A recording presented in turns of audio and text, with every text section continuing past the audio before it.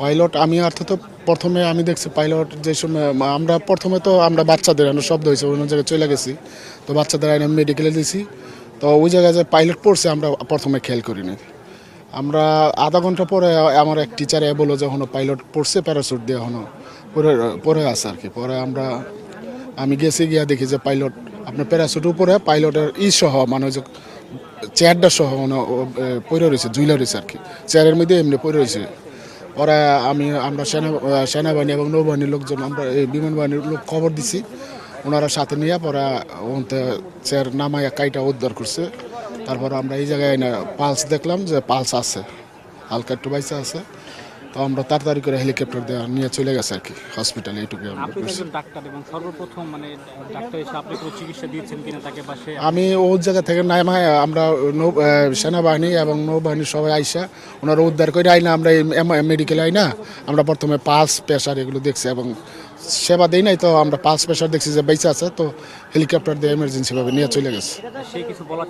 না, উনি অজ্ঞান ছিল, উনি কথা বলতে পারেন আর কি, অজ্ঞান ছিল। আপনি কিভাবে জানতে পারলেন যে এখানে পাইলট? উনি আমাদের এক টিচার বললো যে উনি টিচার ছিল ওই রুমে, তো টিচার ভয়ে বলতেছি যে সে কি কোনো দরজা জানালা ভেঙে পড়ছে কিনা আমার ওইটা বর্ণনা। ওটা ছাদ ভাঙে নিচে পড়ছে, গাছের মধ্যে প্যারাসুট ঝুলে রয়েছে। ছাদরা আছে না আমাদের টিন সেট ছাদ, তো ছাদ ভাঙে নিচে পড়ছে। টিচার ছিল ভয়ে মনে করছে যে বিমানের কোনো অংশ ওই জায়গায় পড়ছে, উনি বের হয়ে গেছে। তারপর উনি রুমে চলে গেছে মতন দেখছে যে বলে না এখনো ওই পাইলট এখনো ঝুলে আছে ওই সহ চেয়ার সহ আর কি।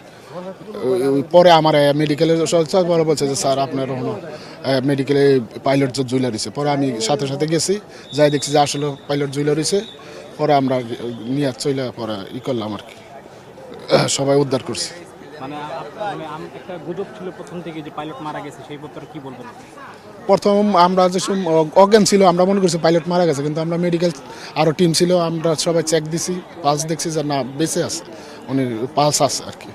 এই জন্য আমরা বলছি যে তাড়াতাড়ি করে ওনারা নিয়ে গেছে উদ্ধার করে, হেলিকপ্টার সাথেই ছিল।